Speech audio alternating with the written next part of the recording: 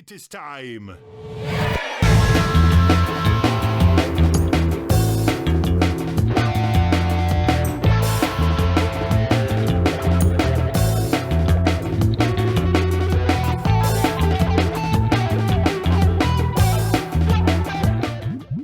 Hey, welcome to Galaxy Jam. So today we have the future funk pioneer Macross 8299 and singer Neon Vectors. He's coming out with his much anticipated trilogy, the end of the trilogy. So this is the album Sailor Wave 3. So when I first listened to this album, I panned over the song, right? And then I started listening to the album on repeat, and oh my God, this song came into razor sharp focus to me, and it's something that I quickly fell in love with, and I sing it in the shower every day. Do you have this vinyl? Did you get on the pre-order? Yeah, it's on the way. I knew something was happening with that. Definitely. So this is Macross 8299 with special guest Neon Vectors off of the album Sailor Wave 3, and this song is called Two of a Kind.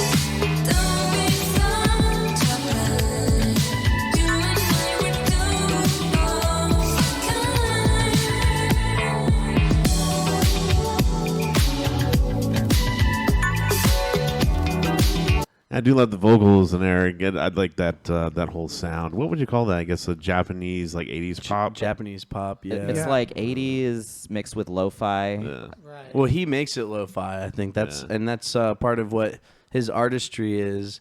And and I notice how like there's that little moment where he takes everything away to clear room for the not everything, but he like clears room for the vocals. He turns down the faders right on it, which is like a really common trope that future funk artists do. Yeah, and then it like left the vocals for a second, and then like 3, 4, ding, ding, ding, and that's a artistry in mixing, which is cool. Yeah, and also the tones just give me really strong vaporwave vibes as well. Yes. It kind of reminds me of like you're walking through an empty mall and you hear all the echoes of like forgotten background music bouncing off the empty food court. Right? Mike is obsessed with empty malls, by the way. Yeah, I definitely It's am. a whole thing. And it's that, and it's also like it just rained at nighttime Tokyo, neon lights everywhere. And Precisely. Like that's it. And You're window shopping. I love it. And the only thing that's open is an Orange Julius. Yes.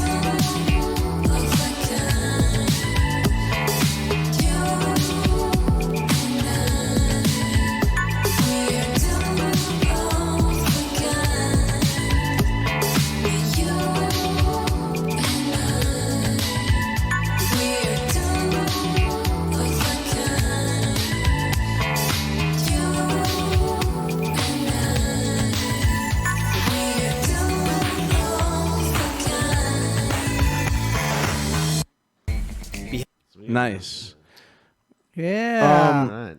Like, have you ever seen Portlandia? You know what I'm talking about? Oh, Yeah, my it God. totally reminds me Like of the that, washed yeah. out theme song in Portlandia. Definitely. But also there's a skit in Portlandia where they're these they're playing two Japanese girl tourists, and they go to the coffee shop and they're like it's smaller, and like they make the coffee smaller, and then they're like no smaller, and then they make the coffee like the tiniest little coffee. You ever seen that? I don't know. Have you seen that skit? Yeah, I've seen that. Where the coffee just keeps getting smaller and smaller. That's for some reason this song reminds me of that skit. And also I think that Tank, I think that's her name, from Tank and the Bangas, should do a collab with Macross. Wouldn't that be sick? I totally agree. Something like that. What do you think, EJ? Oh, I totally think so. I think that'd be a really good combination. Like we listened to Tycho with Ben Gibbard from Death Cab. Like I can imagine Macross doing a good collab with somebody. I can see that. Yeah, that Tycho with Ben Gibbard was spot on. That was a top Yeah. tier pick for us. And I mean, this song is repetitive and it sets a vibe, and it keeps with that vibe. It's not going anywhere.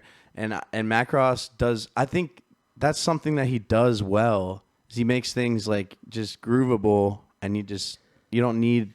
Yeah, you don't need but just like a brief visit into that room, you know? It's like I feel like it's designed to be dropped into DJ sets where you just kind of like bang, hit it, bang out, right? Yeah. As opposed to like a King Giz song that you're like sucked, or like an Ozric Tentacle song where you're sucked into this like constantly engaging and like shiny things everywhere, as opposed to someone like Macross who's sort of like every song is just like a brief window into a certain feel and vibe that he wants to give you. Yeah. Oh, And, yeah. And before you also said that you kind of skipped over this song a bit when you first listened to the album. I can see that happening easily just because it's not that it's not memorable. It's just it sounds just like what he's done before, and it's not a bad thing. It's just I can see that maybe this is a good single to put out or a good premiere to put out, and then maybe the album has a little more some interesting twists here and there.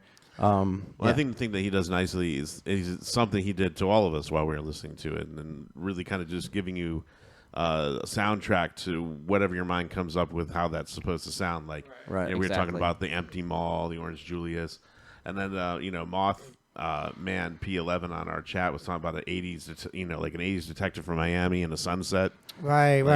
Those kind of visuals. You could totally see that, like a Don Johnson kind of thing. I agree. And that's a very good point. Is music like this is great for you appropriating into your experience and your life, and especially if you're listening when you're in high school or college, things like this are going to stick with you, and it's always going to bring you back to a place when you're listening to this song. Are y'all anime fans by any chance? Yeah. Do you so the references in the album art and the band Sailor art? Oh, and stuff? definitely. Well, that's like a whole thing with future funk and vaporwave music. Is not only is future just like vaporwave, not only is it just about the music, but it's about the whole design aesthetic, right?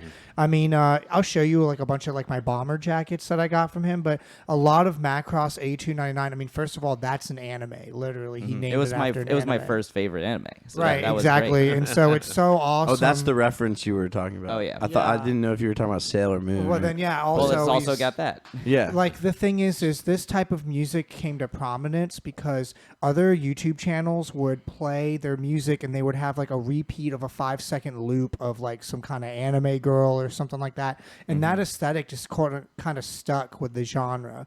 And like I introduced him as a pioneer of future funk, he's definitely one of like the first staples to really like set the trend on like what this genre is going to be. Nice. Yeah. I mean, also, I think the Sailor Wave thing, it's just so on brand for him. Like, I mean, he's on his third one. Like, obviously it's working. If you just call it Sailor Wave 1, 2, and 3, he's had some stuff in between, but Right. he's definitely found his a place for his music and his style. So, no complaints here.